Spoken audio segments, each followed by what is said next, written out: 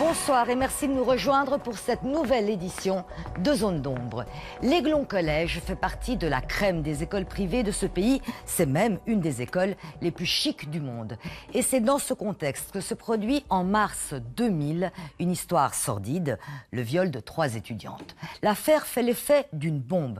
La presse internationale s'en empare et la police va mettre le paquet. Lorsqu'elle arrête un suspect des années plus tard, elle réalise qu'elle vient de neutraliser un des plus grands prédateurs sexuels de ce pays.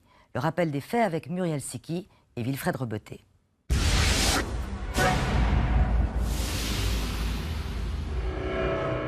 Il est 5 h du matin ce vendredi 17 mars 2000.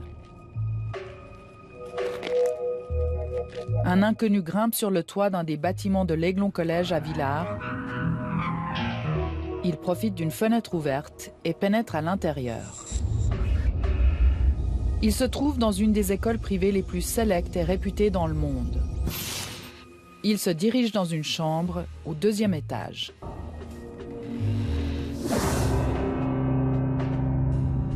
Il s'est introduit dans la chambre occupée par les 3 victimes, toutes 3 âgées d'un peu moins de 15 ans. Il y a une forte odeur.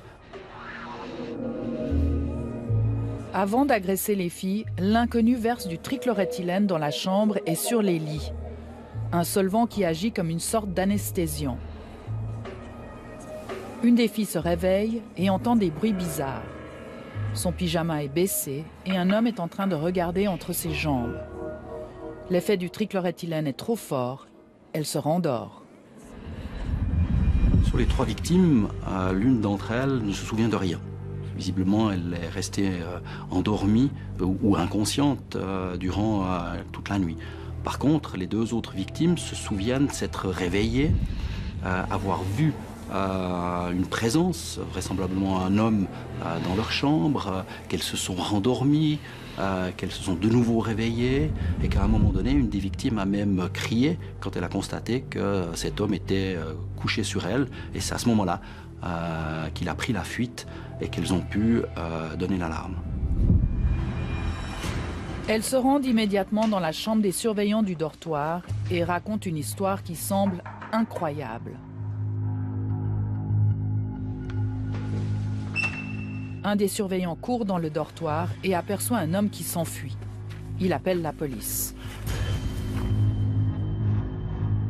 Elles décrivent un homme plutôt âgé, de corpulence mince, voire maigre, qui n'était pas très soigné. Et cette description, elle est enregistrée, mais elle ne donne pas de résultat au départ. C'était un événement choquant. Les jeunes filles étaient certainement choquées, traumatisées, peut-être même près de l'hystérie. Les 3 jeunes filles sont prises en charge et emmenées au CHUV pour un examen médical. L'analyse a démontré que sur les 3 victimes, on avait retrouvé des traces de sperme qui provenaient d'une seule et même personne. Il y a eu pénétration et c'est les premiers éléments qui sont extrêmement importants dans le cadre de cette enquête. Dans la chambre des jeunes filles, la police trouve un bonnet et plusieurs cheveux.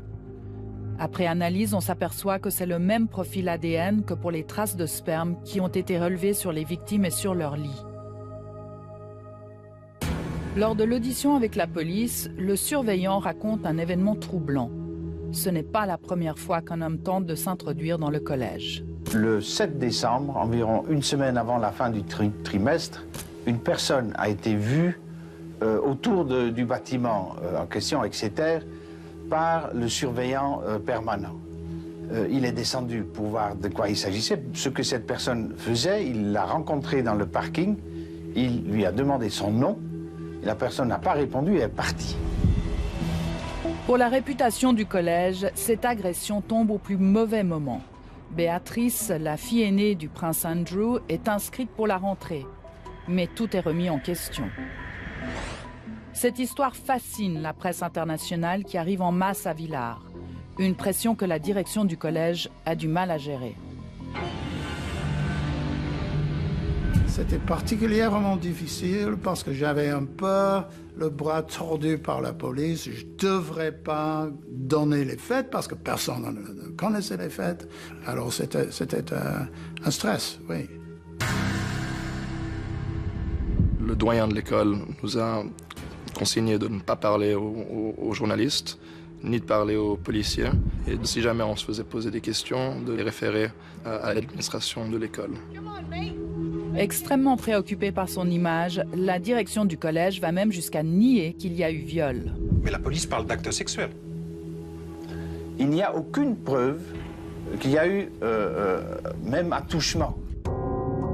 Les semaines passent et l'enquête piétine. Les rumeurs les plus folles circulent autour de l'agression, y compris autour du témoignage des victimes.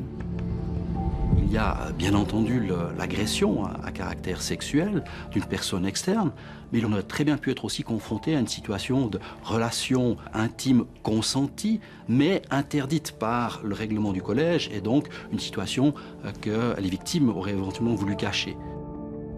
Une des théories, c'était plutôt l'élève. On pensait peut-être qu'il y avait une fête dans une des chambres. Et puis, pour pas se faire punir, elles avaient inventé une histoire. Ça, c'était une des histoires qui courait. Oui, il y avait une certaine tension sur tout ça. Mais le grand problème, c'est que ça a duré. J'ai essayé de décourager les rumeurs parmi les élèves, mais c'est impossible en fait. Tout le monde parle. La justice déclenche alors une opération sans précédent. Elle ordonne des prélèvements systématiques d'ADN sur tout le personnel masculin, ainsi que sur les élèves masculins âgés de plus de 14 ans, du jamais vu dans le canton de Vaud. C'est plus de 170 personnes qu'on a contactées pour faire une comparaison entre le profil ADN retrouvé sur les lieux et le profil ADN de ces personnes. C'était bizarre. On a eu les tests ADN dans la salle à manger. Ils sont venus faire prélever de la salive. Tous les résultats étaient négatifs. C'était un peu un soulagement, je suppose. Comme directeur à ce moment-là, ça aurait été vraiment un désastre si ça avait été un professeur, par exemple. 170 personnes testées, toutes disculpées. 5 mois après l'agression, il n'y a aucune piste sérieuse. On ne sait toujours pas qui a violé les 3 pensionnaires de l'Aiglon Collège.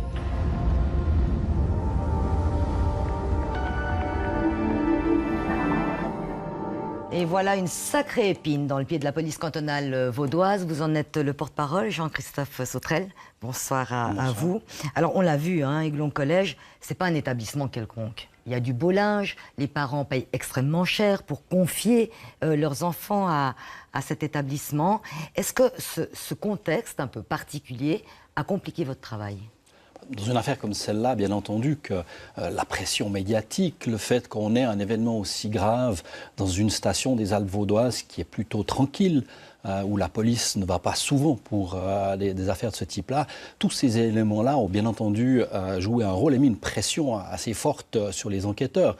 De la même manière, lorsque nos 2 enquêteurs ont été invités à Berne pour rencontrer l'officier britannique chargé de la sécurité de la famille royale, qui est arrivé avec un dossier de presse phénoménal sur tout ce qui avait été dit autour de cette affaire en Angleterre, ça a aussi rajouté une pression supplémentaire sur les enquêteurs. Est-ce que le fait que l'agression se soit produite finalement à la veille, je crois, des vacances de Pâques, est-ce que c'est un hasard ? C'est probablement un hasard. Par contre, ça a été aussi une gêne supplémentaire pour les enquêteurs, puisque tous les élèves étaient prêts à partir pour 2 semaines de vacances. Tant les 3 victimes, dont les valises étaient faites, que l'ensemble des autres élèves, que les collaborateurs, tout le monde était prêt à partir en vacances. Et donc, on a eu très peu de temps pour procéder aux auditions des témoins, des victimes, pour essayer de comprendre ce qui s'était passé avant que tout ce monde parte en vacances de Pâques. Alors, vous l'avez entendu dans le reportage, un des responsables dit « Ouh là là, on l'a échappé belle, on avait peur que ce soit un prof, l'agresseur de ces 3 jeunes filles ». Est-ce que vous avez suivi des pistes à l'interne ? Bien entendu, on n'a écarté aucune piste, et d'autant plus que dans les déclarations des victimes, elles décrivaient leur auteur comme étant une personne, un homme qui ressemblait très fortement à un des enseignants de l'école. Et grâce au travail d'enquête, grâce à l'analyse, grâce à l'ADN, justement, il a pu être immédiatement disculpé. Donc on n'a écarté aucune personne, tant à l'interne qu'à l'externe, que toutes les personnes qui avaient des contacts potentiels avec les victimes et avec l'établissement. Alors, vous évoquiez l'ADN. Effectivement, ça a été un nombre de prélèvements et d'analyses ADN faramineux. 170 personnes passées au crible. On a vraiment l'impression que dans cette affaire, vous mettez le paquet. C'est des moyens extrêmement importants. 2 enquêteurs qui ont travaillé à plein temps pendant une année sur cette affaire. Non seulement il y a eu tous les contrôles ADN, les contrôles techniques. On s'est rendu compte que les victimes, sur les 3 victimes, 2 avaient des téléphones portables. Elles avaient eu des contacts, des échanges par SMS et des conversations avec d'autres élèves, avec des proches. Donc là aussi, on a procédé à toute une série de contrôles rétroactifs sur les contacts, les personnes qui étaient entrées en contact avec ces victimes pour après pouvoir les disculper. On a aussi procédé à des analyses chimiques sur le trichloréthylène. On a essayé de faire la carte d'identité chimique du produit pour essayer de remonter à la fabrication, puis éventuellement à la distribution. On s'est rendu compte que c'était un produit extrêmement pur, plutôt utilisé dans des laboratoires. Et donc, malheureusement, on n'a pas pu aboutir. Mais il y a eu toute une série d'examens, de contrôles qui ont été faits. C'est plus d'une quarantaine de témoins qui ont été auditionnés par écrit dans cette affaire.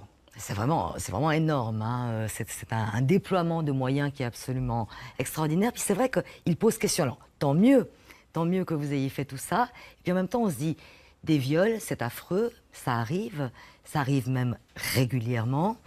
En quoi cette affaire-ci était un peu plus particulière que les autres, pour qu'il y ait autant de moyens déployés? On est déjà dans un triple viol où, avec tous les éléments que nous avions en main à ce moment-là, on s'est rendu compte que, contrairement à ce qui se passe d'une manière plus générale, où souvent les agressions à caractère sexuel se passent entre familiers, entre proches, dans le cadre d'une dispute conjugale par exemple, là, on s'est assez vite rendu compte que l'auteur venait de l'extérieur et donc n'avait pas, apparemment en tout cas, de contact direct avec ses victimes, que ses victimes ne le connaissaient pas.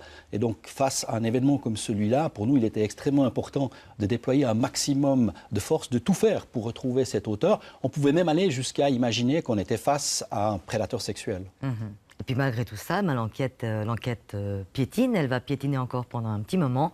Le coup de théâtre va se produire 7 ans plus tard.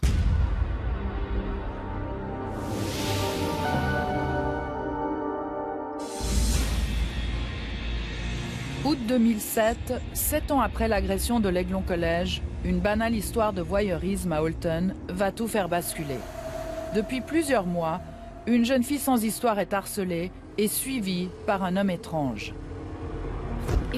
Voyait-il en moi une fille qu'il aurait perdue ou quelque chose comme ça?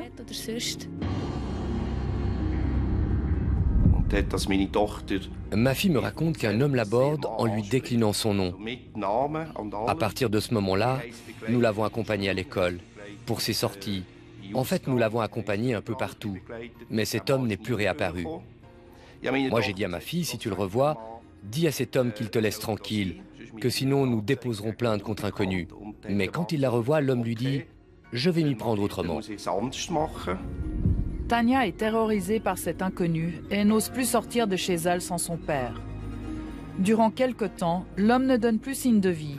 Tania pense que cette histoire est terminée, mais elle se trompe.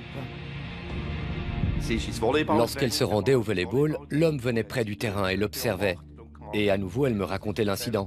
Alors j'ai décidé de me rendre au prochain entraînement et j'ai vu cet homme de mes propres yeux. L'homme se lève et se rend dans le vestiaire des filles. Otto Wolfisberg le suit et l'accoste. Je lui ai adressé la parole et je lui ai demandé ce qu'il cherchait là-bas. Il a tout nié et je lui ai dit, moi et ma femme, on t'a vu. Il se tenait près des poubelles. Moi, j'étais ici. Et quand je lui ai redit que je l'avais bien vu, il s'est enfui. Ancien hockeyeur, Otto Wolfisberg lui court après. Nous, on est venus de là. On a sauté par-dessus le portail, on est monté sur ce chemin et à la hauteur de la voiture, je l'ai attrapé et je l'ai plaqué au sol. Il s'est pas mal débattu. Il m'a mordu au torse et m'a frappé au visage. Sa fille reconnaît l'homme qui la traque depuis des mois. La police arrive sur place, l'inconnu est arrêté, mais ne semble pas prendre cette arrestation au sérieux. En fait, il rigolait. Il affichait même une certaine arrogance. Il ne se rendait pas compte de ce qui lui arrivait. Le policier lui demande s'il a un problème. Et lui, il avoue qu'il est un voyeur. Il rigolait, il était arrogant et il restait sûr de lui. Quelques jours plus tard, il se rend au poste de police. Son agresseur est là, il a l'air négligé et sale, il est mal habillé et il est toujours très sûr de lui. La police demande si Otto Wolfisberg veut déposer plainte. Il hésite. Là, le policier m'explique que si je le fais, grâce à la police scientifique, on pourrait probablement le confondre et même prélever son ADN. Alors j'ai répondu OK, je dépose plainte pour lésion corporelle simple. Lorsque l'ADN parle quelques semaines plus tard, la police s'aperçoit qu'elle vient d'arrêter un des plus grands prédateurs sexuels de notre pays. Il s'appelle Ours B, il a 58 ans et c'est un récidiviste. Stupéfaction dans son quartier. J'ai eu du mal à y croire, c'est un truc de fou. C'était quelqu'un de tellement gentil. C'était quelqu'un qui était sympa, qui était poli. Je ne sais pas quoi dire de plus. Né en Argovie en 1949, Ours B est le 7e de 10 enfants. Il grandit dans un milieu modeste, son père est ouvrier dans une usine. C'est un homme sévère et parfois violent.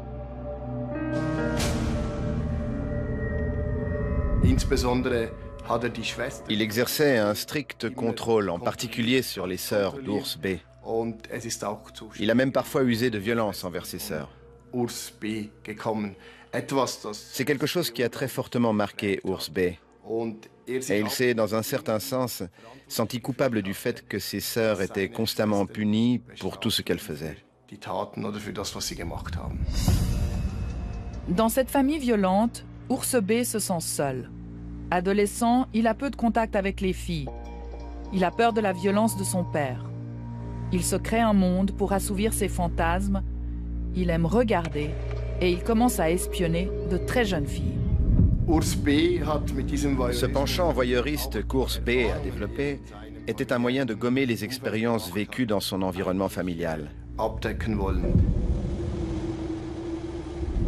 Dès le début, il a juré que pour lui, il ne s'agissait que de pouvoir regarder des poils pubiens. En fait, c'était ça qui constituait sa sexualité. Très vite, le voyeurisme ne lui suffit plus. Il met au point une méthode pour assouvir ses pulsions sexuelles. Il utilise du trichloréthylène pour endormir ses victimes.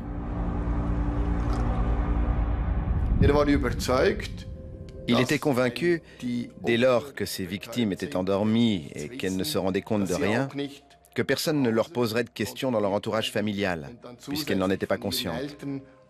Ainsi, ses victimes n'auraient pas à subir de punition, comme c'était le cas de ses propres sœurs. Dès la fin des années 60, Ours B a des problèmes avec la justice. En 1979, il est arrêté en Argovie.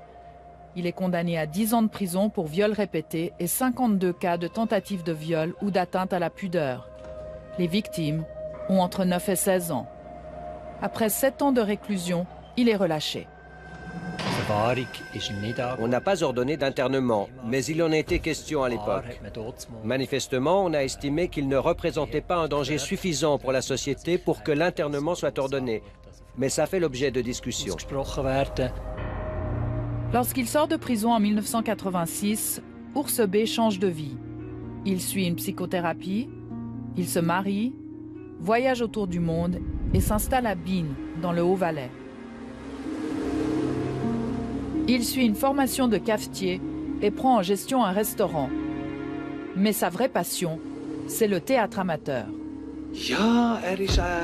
Oui, dans le groupe, il ne s'est pas vraiment montré ouvert.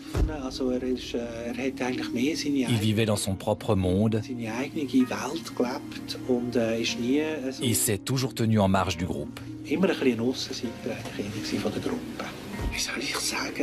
Comment dire, quand il était sur scène, ce n'était pas juste un petit prince frivole, mais c'était vraiment un roi qui avait du relief et qui avait du caractère. Il jouait bien son rôle. Au théâtre, il ne devait pas être ours B. Il pouvait s'abriter derrière un rôle, que ce soit un roi ou un mendiant ou encore un chanteur. Il pouvait se dissimuler et il ne devait pas s'affirmer en tant qu'ours B, l'ours B qui était confronté aux échecs de son existence. Début des années 2000, il déménage à Trimbach, dans un tranquille quartier résidentiel. Mais très vite, ses vieux démons refont surface. Il recommence à agresser des jeunes filles.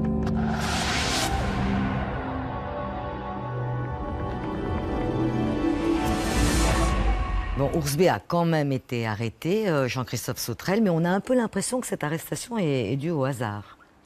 Quand tout a été mis en œuvre pour essayer de retrouver, d'identifier l'auteur d'une infraction et que malgré cela on n'y arrive pas, il faut parfois aussi un petit peu de chance.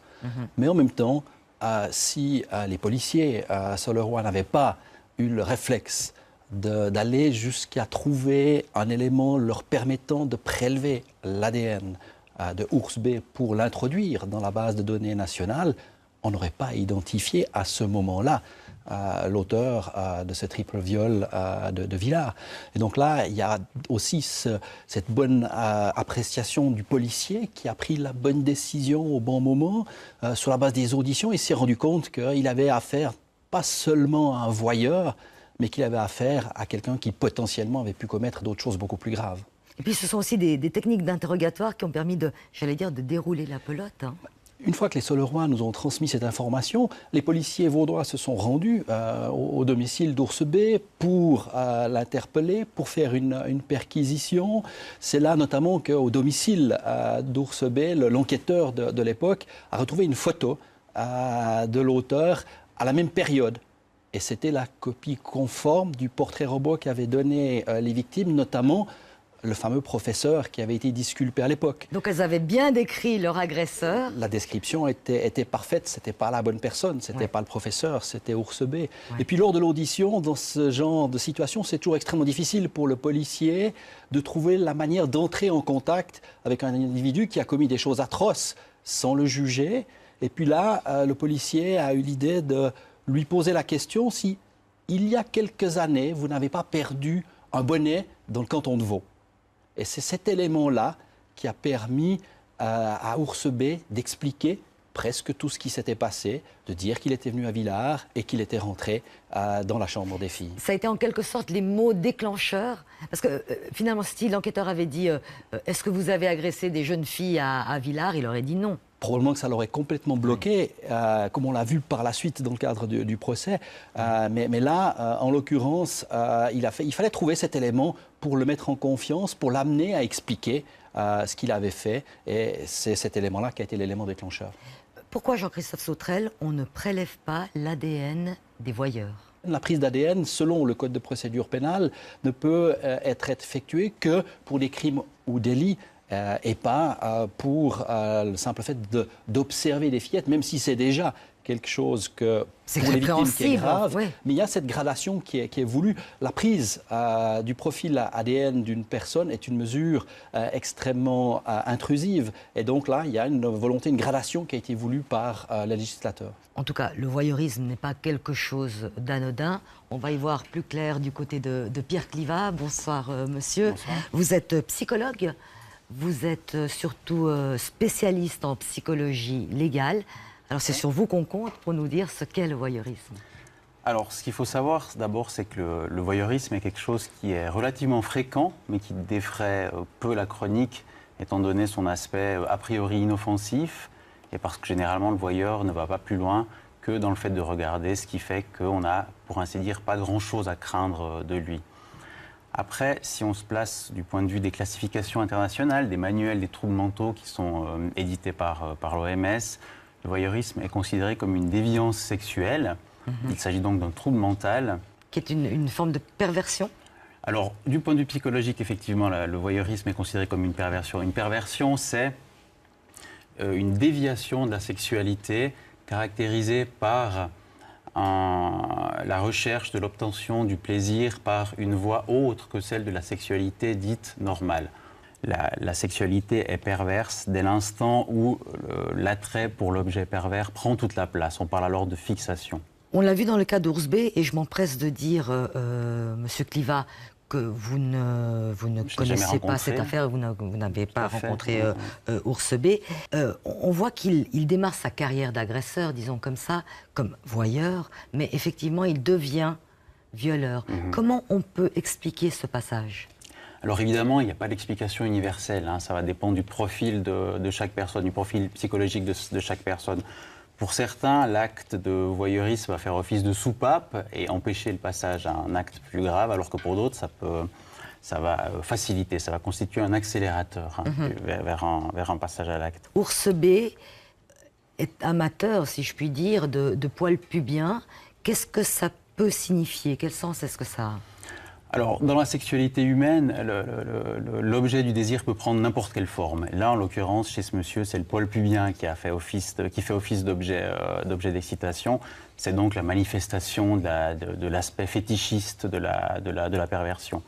Autre chose qui paraît intéressant à être relevé dans cette situation, on a vu que Ours B se défend d'être un pédophile à plusieurs reprises. Oui. Et peut-être que dans sa logique interne, dans la représentation qu'il a du monde, le fait de s'intéresser au poil pubien lui laisse croire qu'il n'a aucun intérêt pour ce type d'acte sexuel. Alors on l'a vu, une fois arrêté, Ours B va devenir le suspect numéro 1 dans toute une série de crimes sexuels. C'est ce que nous expliquent Muriel Siki et Wilfred Rebeté.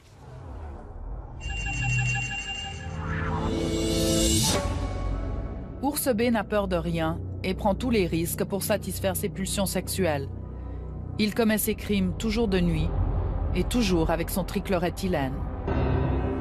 Dans la nuit du 4 au 5 septembre 1996, il pénètre dans un camp de vacances à Fiche en Valais. Il entre dans une des chambres où dorment 5 filles âgées de 13 à 14 ans. Le matin, les filles encore endormies sont réveillées brusquement par la maîtresse. Elles s'aperçoivent que leurs pyjamas et leurs culottes ont été découpés. Moi, j'ai immédiatement sauté du lit. Et à ce moment-là, j'ai constaté qu'il y avait quelque chose de bizarre. J'ai senti de l'air froid entre mes jambes, pourtant je portais une culotte et un pyjama. Et c'est là que j'ai remarqué avec ma main qu'il n'y avait plus rien. En fait, c'était une grosse partie de tissu qui avait été découpée. Là, j'ai tout de suite crié qu'il m'était arrivé quelque chose. Préoccupée par l'horaire, la maîtresse suggère que c'est probablement une plaisanterie des garçons. Les filles s'habillent et partent en excursion. Patricia n'est pas bien. Ça m'a bouleversée. Quelqu'un m'a fait quelque chose pendant que je dormais. Et dans cette situation où j'étais complètement vulnérable, un inconnu s'est approché de moi, il a touché mes parties les plus intimes et il a fait quelque chose contre laquelle j'étais sans défense. J'ai commencé à pleurer, je tremblais. J'aurais souhaité qu'on s'arrête n'importe où pour que je puisse téléphoner à ma mère. Je ne sais pas ce qui est arrivé cette nuit-là. La seule certitude, c'est que quelqu'un a violé mon intimité alors que j'étais sans défense. Patricia parvient enfin à appeler sa mère. L'adolescente est entendue par la police, mais ne subit pas d'examen gynécologique. Son pyjama et sa culotte sont séquestrés et transmis à la police scientifique. On ne trouvera aucun ADN sur ses vêtements, ni sur ceux de ses camarades. Quand Patricia rentre chez elle, elle ne sait toujours pas ce qui lui est arrivé, ni qui l'a agressée. La police décide de placer des caméras de surveillance dans le camp de vacances. Pour la première fois, nous diffusons ces images. Cette scène se déroule 6 mois après l'agression de Patricia. On voit un homme pénétrer dans le bâtiment à 4 heures du matin. L'image est floue et la police n'arrive pas à identifier l'intrus. J'ai vu l'homme qui rentrait dans ma chambre, dans notre chambre plutôt. Et puis, qu'est-ce que tu as pensé? C'était un prof qui venait surveiller. Puis en fait, c'était un homme qui venait voir les filles. Ça t'a fait peur? Comment tu as réagi? Sur le coup, non, mais après, oui. Il était très très prudent, tant au niveau de sa méthode pour s'introduire dans les bâtiments, pour poser le produit qui plongeait dans le sommeil les enfants, tout autant que pour repartir en effaçant un maximum de traces. Entre 1994 et 1997, Ours B a agressé une trentaine de jeunes filles dans le camp de Fiche. Toujours dans les années 90, une autre victime est plus sauvagement attaquée. Ours B est accusé de l'avoir violée à 2 reprises, un viol qu'il a toujours nié. Autre lieu, autre crime, en 1998, Ours B entre 2 fois dans une maison du Bas-Valais. Au milieu de la nuit, ma fille de 14 ans se lève, vient me chercher dans la chambre et me dit que quelqu'un s'est introduit dans sa chambre. Alors évidemment que moi, sur le moment, je lui dis qu'elle a certainement fait un cauchemar. Quelque temps plus tard, elle refait exactement la même chose, elle se lève, elle vient me chercher. Mais seulement cette fois, il y a une drôle d'odeur, une odeur de je ne sais quel produit. Et puis elle me dit de nouveau la même chose, qu'il y a une personne qui s'est introduite dans sa chambre, un homme, qui lui a caressé le visage, qui lui a caressé les cheveux, etc. Donc évidemment qu'à ce moment-là, on s'est inquiété quand même, et on a appelé donc la police pour qu'elle vienne. La police prend l'affaire très au sérieux, car Ours B a déjà sévi dans plusieurs autres maisons. On a pris des mesures exceptionnelles aussi, jusqu'au point que l'on a eu des collègues qui ont dormi à proximité, ou voire même dans des appartements de victimes pour essayer d'interpeller l'auteur. Le 8 mars 2001, Ours B rentre dans une colonie de vacances à Owrona. Une quarantaine d'enfants y séjournent. Il est 1h du matin. Il est surpris dans le corridor par une des maîtresses. Une fois de plus, il arrive à s'échapper. C'est cette porte-là qui était ouverte plusieurs fois, puis où une maîtresse s'est énervée, passée porte s'ouvrait, puis le type est parti par là. Avant de s'enfuir, Ours B est entré dans une des chambres et a tenté d'agresser une fillette de 10 ans. Au final, il est accusé d'avoir agressé 51 jeunes femmes âgées de moins de 16 ans. Il a sévi en toute impunité jusqu'en 2007, lorsqu'il est enfin arrêté.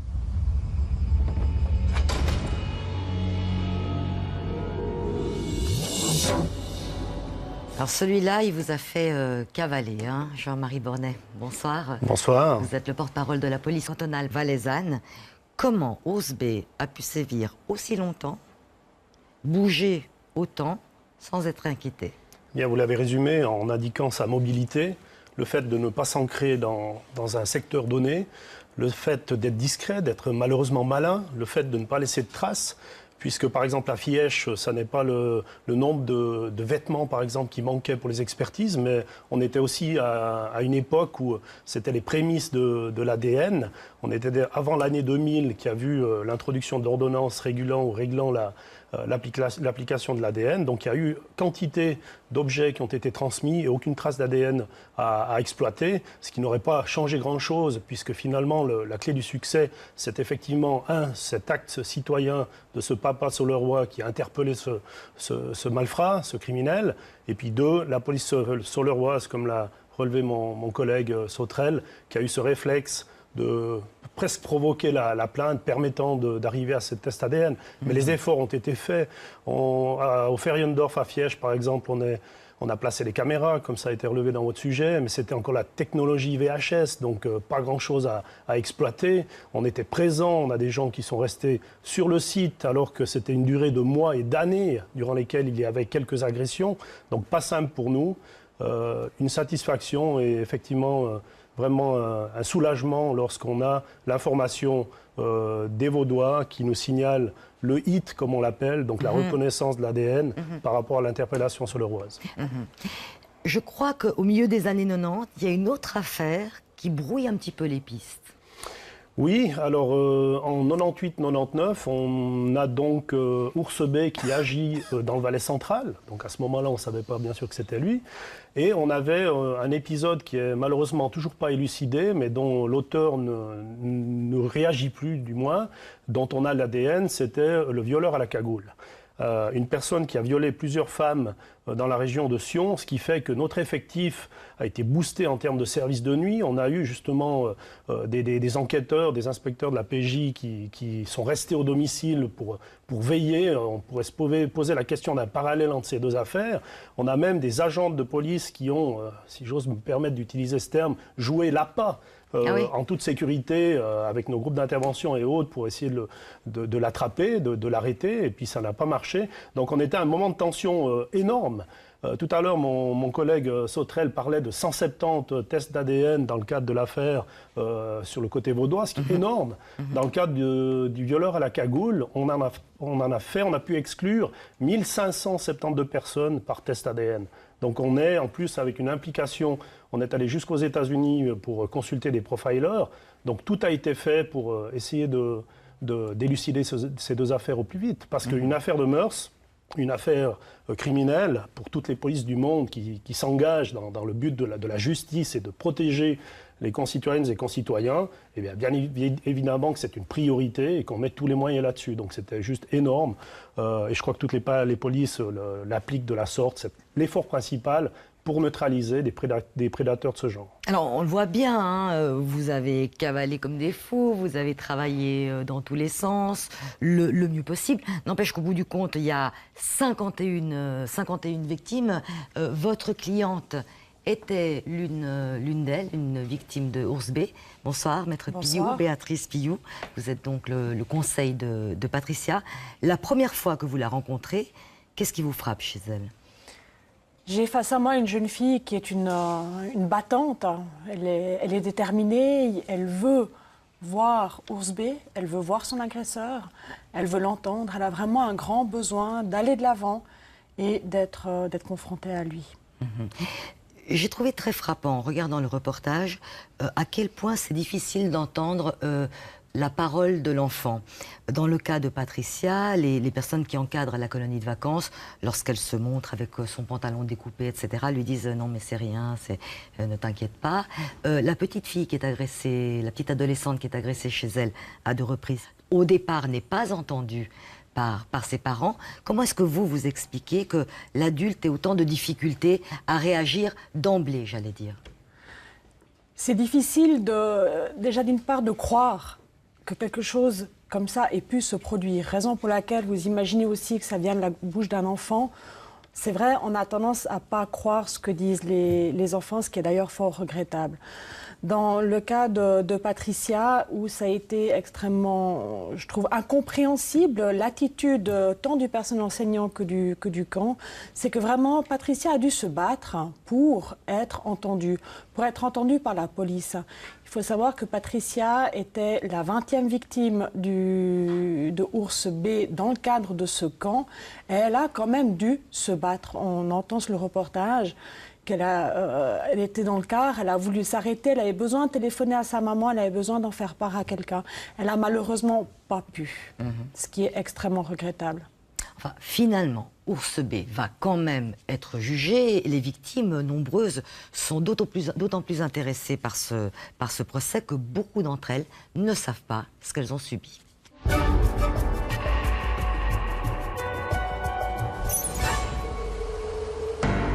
Le procès d'Ours B a lieu le 27 juin 2011 à Brigue. Sur les 51 victimes, seules 2 sont représentées par un avocat, dont Patricia. Le procès est ouvert au public. Les victimes ne sont plus des adolescentes, ce sont des femmes. Elles espèrent trouver des réponses. C'est la première fois que Patricia voit Ours B. Lorsqu'il a fait son apparition dans la salle du tribunal, c'était déjà quelque chose de très spécial pour moi. Il était plus petit que ce que je m'étais imaginé, plus âgé que ce que je m'étais imaginé.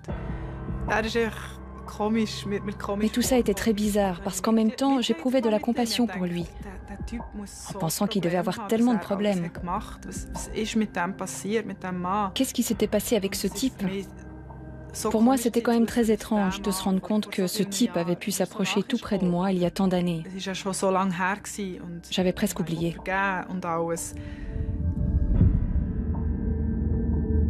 On découvre un homme qui est d'un certain âge, qui a les cheveux au poivre et sel, avec une petite queue de cheval. Il est plutôt mou et d'une attitude peu digne. Il est peu respectueux. Il ne nous regarde pas. Il regarde le sol. Il rentre, il s'assied, sans même jeter un coup d'œil au reste de la salle. On a l'impression qu'il est assez éloigné de tout ça, en fait. Il faisait à nouveau preuve d'arrogance avec son éternel petit sourire. Pour moi, c'était en fait une atmosphère extrêmement triste, surtout lorsque je voyais certaines victimes et lorsque je pensais à ce qu'elles avaient subi. Non, ce n'était vraiment pas une situation agréable. On sent tout d'un coup l'ambiance qui devient extrêmement lourde, extrêmement pesante. Et à ce moment-là, je me suis concentrée sur moi-même. J'ai dû reprendre un moment mes esprits, tellement qu'on a ressenti le poids de tous les actes qu'il avait commis, qui sont arrivés en même temps que lui dans cette salle du tribunal.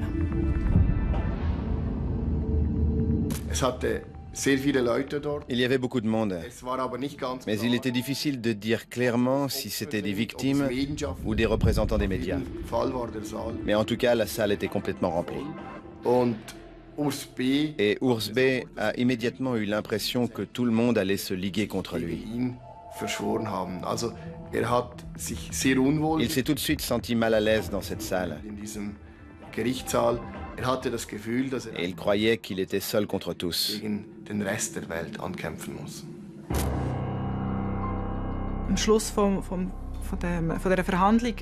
À la fin de cette séance, Urs B s'est retourné, m'a regardé et il a déclaré qu'il avait honte et qu'il s'excusait. Pour moi, c'était un moment hyper important. C'était évidemment toujours étrange de le voir, mais pour moi, c'était la conclusion de cette histoire. Urs B ne donnera pas d'explications ni de détails sur ses nombreux crimes. Il sort du procès fâché. Il est condamné à 13 ans de réclusion. À sa manière, Urs B était furieux. Pas en raison de la peine prononcée, car il s'attendait bien évidemment à une condamnation, mais plutôt parce qu'il était convaincu que les juges n'avaient pas tenu compte de sa propre vision des choses. Et que ces mêmes juges n'avaient pas suffisamment respecté sa personne, sa dignité. Depuis, Urs B a fait recours. Sa peine a été réduite à 11 ans de réclusion.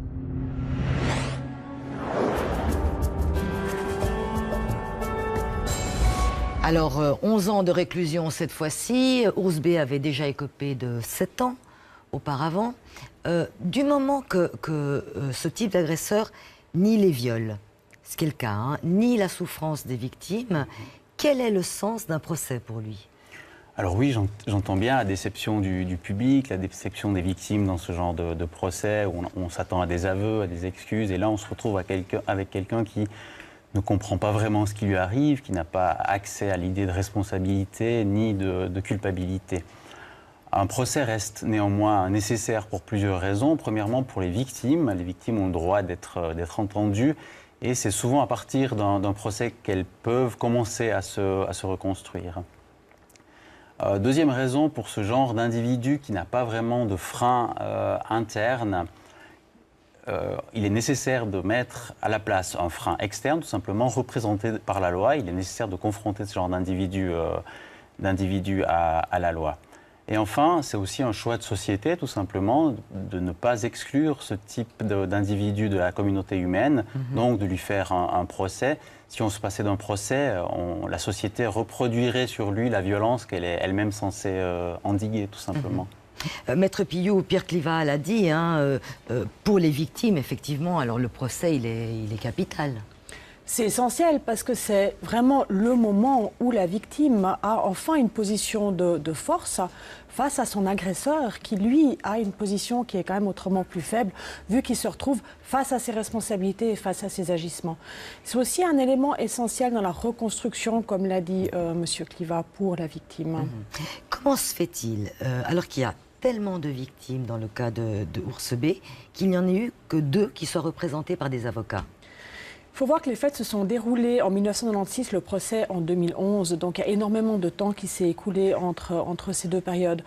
Durant toute cette période-là, il y a un certain nombre de victimes qui ont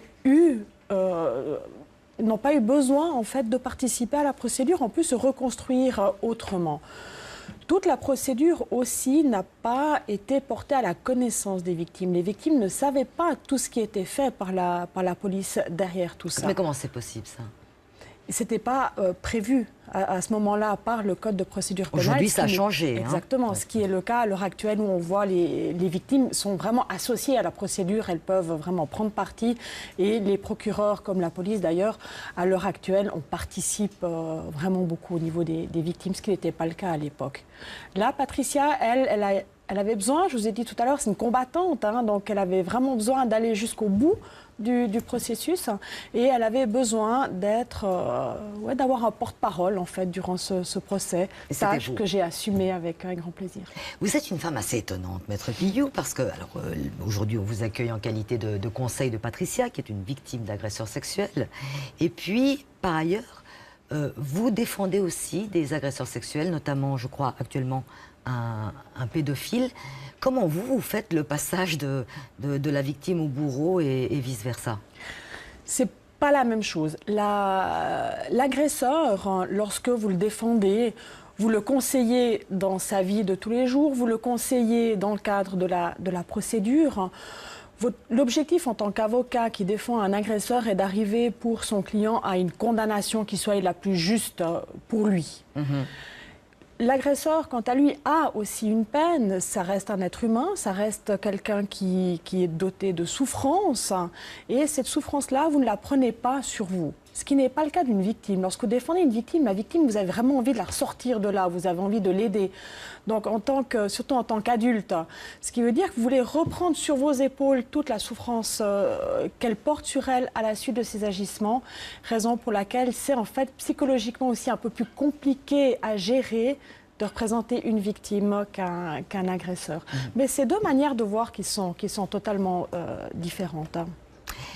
Revenons à Ours B stricto sensu. Est-ce qu'il va ressortir?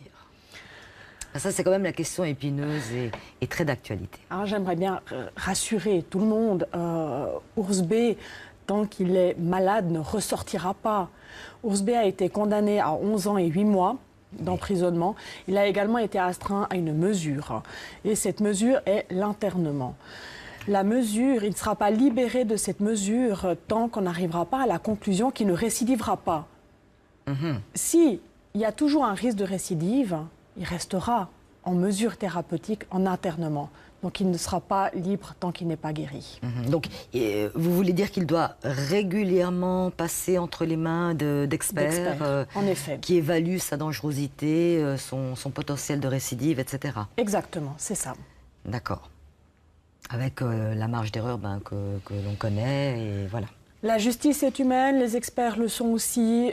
On ne peut pas exclure qu'il n'y ait aucun risque de récidive au moment où un agresseur tel que Ours B est mis en liberté. Effectivement. Alors c'est la 2e fois qu'Ours B se retrouve en prison. Il a fait, on vous l'a dit, une longue liste de victimes. Et ce qui est difficile après pour les victimes et bien souvent pour leurs familles, c'est de se reconstruire, comme nous l'expliquent Muriel Siki et Wilfred Rebeté.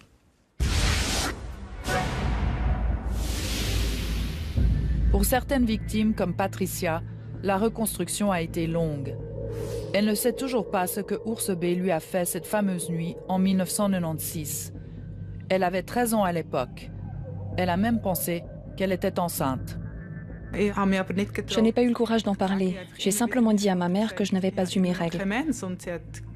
Mais ma maman a estimé que c'était normal à mon âge, que ce n'était pas toujours régulier. Tous les soirs, dans mon lit, je posais mes mains sur mon ventre et je priais pour cet enfant non désiré. Je le bénissais. Par exemple, si je devais prendre des médicaments pour autre chose, je ne les prenais pas si c'était marqué « déconseillé pour les femmes enceintes ». Ça a duré pendant des mois. Pendant des années, elle n'a pas pu dormir sans s'enfermer. Elle plaçait des obstacles et des alarmes pour être réveillée si quelqu'un entrait dans sa chambre. Otto Wolfisberg, le père d'une des victimes, a lui aussi mis du temps à se reconstruire. Oui, j'ai été atteint psychologiquement. Pendant 6 mois, je n'ai pas pu travailler. J'étais à la clinique de jour. Mais j'étais bien soutenu par mon entreprise. Et j'ai eu un soutien psychologique. Parce qu'en fait, cet homme était toujours là, planté devant moi, dans ma tête. Et c'était difficile. J'ai dû me reconstruire. Ça a été une période difficile.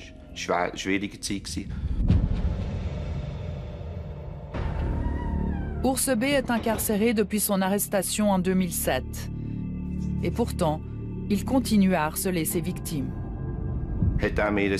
Il m'a écrit une lettre de 7 pages envoyée depuis la prison de Sion. Et sur le moment, ça m'a à nouveau très fortement perturbé. J'ai dû reprendre des somnifères, tout est remonté à la surface quand j'ai reçu cette lettre. Dans sa lettre, il écrit qu'il est innocent, que quand je l'ai arrêté et plaqué, il dit que je lui ai brisé ses lunettes. Il m'accuse d'avoir cassé sa main, ce qui n'est pas du tout vrai. Et il annonce qu'il va faire recours jusqu'à la Cour européenne à Strasbourg. Il réclame une libération immédiate, étant donné qu'il est en prison à tort.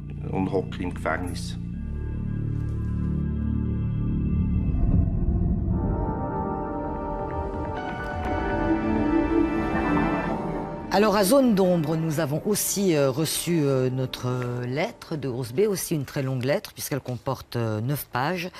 En substance, Urs B dit avec force, alors la première chose, c'est que les juges valaisans n'ont pas la compétence scientifique pour juger des traces ADN qu'il aurait soi-disant laissées sur les lieux du crime. Et la deuxième chose qu'il dit vraiment, alors là avec une très grande force, c'est qu'il n'a rien à voir avec la terrible double agression que nous évoquions dans notre reportage. Voilà. Pierre Clivat, pourquoi est-ce que Urs B éprouve tellement le besoin de prendre la plume et d'écrire? Alors on a vu que pendant le procès, il estime ne pas avoir été entendu. On a affaire à quelqu'un qui se sent clairement lésé, même à certaines occasions victime. Donc il a besoin d'exprimer son point de vue. C'est la revendication procédurière de quelqu'un qui estime être dans son droit, tout simplement. On a parfois l'image d'un homme qui est un peu seul au monde. Je voudrais quand même dire que Urs B a été marié, que ce couple n'a pas eu d'enfant. Aujourd'hui, ils sont divorcés, effectivement, le couple est divorcé, mais je crois savoir que sa femme continue à lui rendre visite extrêmement régulièrement à la prison, donc ce n'est pas un homme qui est totalement isolé. Si on considère maintenant les victimes, Maître Pillou, quelles sont généralement pour elles les étapes de la reconstruction ? Un des premiers éléments qui est nécessaire à toute reconstruction, en tous les cas d'après ce que j'ai pu en voir, au travers des victimes que j'ai côtoyées, et le fait de pouvoir revivre ce dont on a été victime, mais avec la force d'un adulte, par exemple. Là, en l'espèce pour Patricia, ce qui aurait été important pour elle est d'obtenir l'information de la part de Urs B de ce dont elle a effectivement été victime, pour pouvoir, une fois qu'elle va mieux, revivre tout ça et avec beaucoup plus de force, avec éventuellement une force d'adulte, avec une famille autour, revivre et retravailler tout ça. Donc c'est une des étapes importantes. Une autre étape importante est bien entendu le procès, comme on l'a déjà dit. Et cette étape, par contre, Patricia a pu le vivre et je pense qu'elle l'a bien vécu. Comment elle va aujourd'hui, globalement ? Patricia va bien. Je trouvais extraordinaire de voir comment est-ce qu'elle a évolué. Elle vous a expliqué dans le reportage tout ce qu'elle a dû faire pour se protéger suite à l'agression dont elle a été victime. Et à l'heure actuelle, je crois qu'on peut dire qu'elle va vraiment bien. D'accord. Jean-Christophe Sautrel, la police travaille en fait pour la justice essentiellement, pour qu'ensuite la justice puisse se prononcer. Est-ce que le travail de la police aide d'une certaine manière les victimes à se reconstruire ? c'est une part aussi importante du travail de la police. Il faut se rendre compte que dans ce genre d'affaires, souvent la victime a d'abord un contact avec le policier. C'est la première fois qu'elle peut expliquer ce qui s'est passé, qu'elle peut être reconnue comme victime. C'est la raison pour laquelle aujourd'hui, les inspectrices et les inspecteurs des brigades mineurs et mœurs ont des formations très pointues dans l'audition des victimes d'agressions à caractère sexuel, justement pour ne pas orienter la victime, pour la reconnaître comme victime. Et je pense que dans une affaire comme celle d'Ours B, quand on a un auteur qui ne reconnaît pas, qui ne donne pas d'explication sur ce qu'il a réellement fait, le travail de la police est aussi essentiel pour que les victimes puissent savoir. Il n'y a rien de pire pour une victime que de ne pas savoir. Absolument. On arrive au terme de cette émission et on a, nous, alors très envie de savoir, Jean-Marie Bornet, c'est à vous que je pose cette question, si cette affaire ou une affaire similaire pourrait se reproduire. Malheureusement, oui. Et je pense que là, il faut peut-être cesser à être trop naïf et puis peut-être prendre le taureau par les cornes et décider de faire de l'intérêt public le principal intérêt avant l'intérêt particulier. J'entends bien que les experts définissent si la personne doit rester en internement ou pas, mais je pense qu'il faut vraiment faire attention. Malheureusement, tous ces drames se succèdent liés à des prédateurs à caractère sexuel. Donc qu'est-ce qu'on peut faire pour améliorer? Tout à l'heure, on parlait de voyeurisme. Le voyeurisme en soi, ça n'est pas une infraction. Par contre, pourquoi pas sur un cas de voyeurisme, nous autoriser, nous policiers, à pouvoir prélever l'ADN d'une personne pour voir si, d'aventure, elle serait recherchée par rapport à d'autres domaines. Ensuite, il y aura lieu pour nous, entre les polices, d'améliorer aussi, et puis peut-être avec un mot d'ordre ou une structure donnée par le politique fédéral, pour l'échange d'informations. Actuellement, il y a par exemple une base de données dans laquelle sont répertoriés tous les modus et puis bien sûr le nom des personnes concernées pour les criminels violents et puis les criminels qui justement qu'on peut qualifier de prédateurs sexuels. Mais tous les cantons ne sont pas dans cette base de données. Donc ça signifie qu'on doit aller faire toc toc, bonjour, est-ce que vous avez eu un modus de ce genre qui pourrait se rapprocher d'une autre? Donc là, il y a aussi cette amélioration. Et dernier point, si je puis me permettre aussi, c'est la base de données ADN. La base de données ADN, on a une exigence légale qui nous impose de retirer les données ADN des personnes. Par exemple, si l'on prend une personne qui a été punie pour une peine avec sursis, c'est la peine sursis plus 5 ans, et ensuite on doit effacer ces données.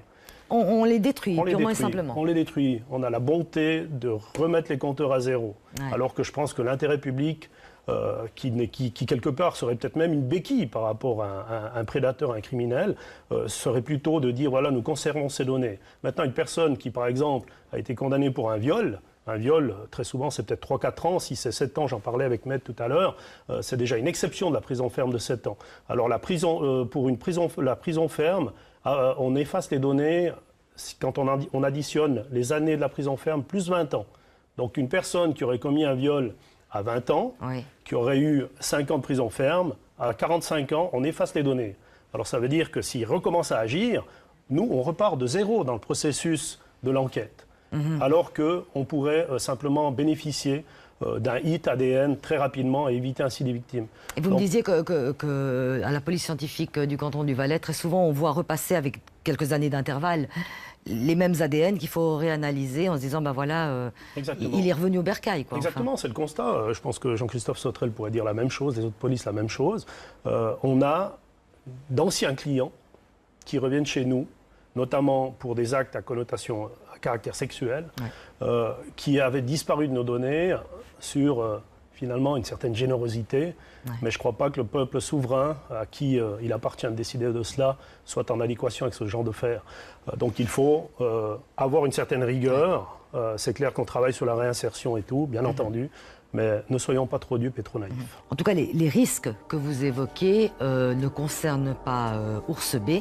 Cette émission est maintenant terminée. Merci à vous tous d'y avoir participé. Merci à vous de l'avoir suivi. Vous savez que si vous souhaitez la revoir, c'est très simple. Il suffit d'aller sur notre site. Je vous souhaite une belle soirée. À très bientôt.